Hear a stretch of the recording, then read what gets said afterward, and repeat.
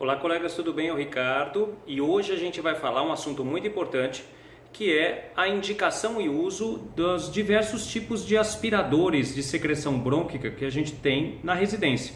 Lógico, não só na residência, mas pode ser numa casa de repouso, numa clínica, não no hospital, porque o hospital a gente acaba usando o aspirador da rede de gás do hospital. Mas a gente veio falar sobre isso porque é muito questionado isso, não só pelos profissionais de saúde que atendem na casa, como pelas famílias e até pelos cuidadores. E a gente sabe que a gente tem 3 tipos de aspiradores de secreção brônquica que a gente pode estar usando na residência. O aspirador comum que a gente usa, que é o aspirador elétrico, tá? Aquele aspirador mais simples, que é o mais comum usado. A gente tem o aspirador cirúrgico, que ele também é elétrico, mas ele é um pouco mais forte. O próprio nome já diz, ele é usado geralmente em cirurgia e foi adaptado para ser usado na residência, porque ele é um pouco mais forte. E a gente tem o aspirador a vácuo, aquele aspirador que é um copinho de vidro que é conectado no cilindro de oxigênio ou no cilindro de ar comprimido da casa do paciente. E aí vem a pergunta, Ricardo, em que momento eu vou usar cada tipo de aspirador? É muito comum, hoje está na moda, todo mundo pede aspirador cirúrgico. Pede aspirador cirúrgico até para aspirar saliva de boca. Eu acho que está na hora da gente conversar sobre isso. Está na hora da gente ter critério e por isso que eu trouxe esse vídeo aqui, para a gente poder entender geralmente o uso adequado de cada aparelho. Tá? Então vamos começar com o elétrico. Aspirador elétrico, que é o mais comum deles, aquele aspirador que vai na tomada, geralmente agora está sendo bivolt, mas é 110 ou 220. Uma dica que eu dou sempre que pegar o aspirador no primeiro momento, aquele primeiro uso, dá uma olhada nele por baixo, vê se ele é bivolt ou se ele tem uma chavinha 110, 220.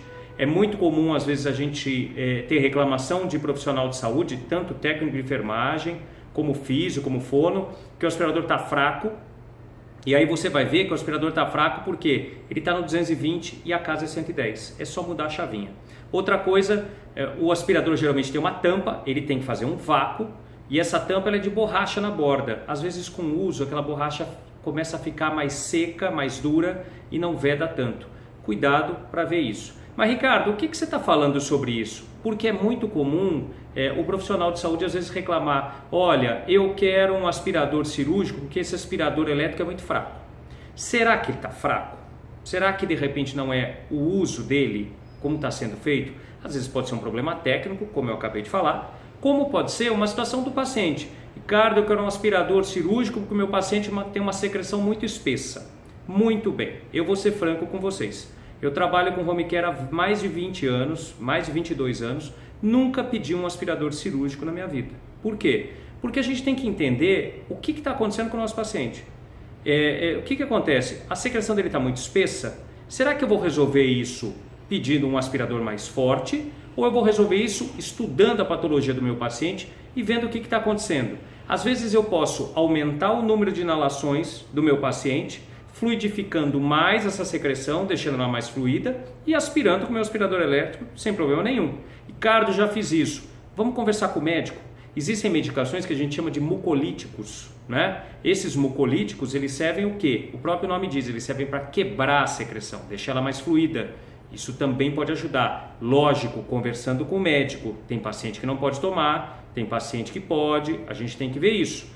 Em última instância, aí sim nós vamos usar o aspirador cirúrgico. Quando a gente tentar todas as formas de fluidificar essa secreção e não tem jeito, não conseguimos resolver mesmo conversando com o médico, entrando ou não com medicação, aí sim nós vamos pedir o aspirador cirúrgico. Indicação do aspirador cirúrgico, secreção espessa, sem condição de ser aspirado de forma adequada pelo elétrico.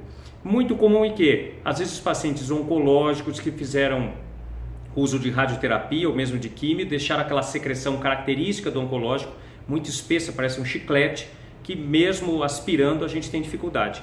Essa é a indicação do cirúrgico.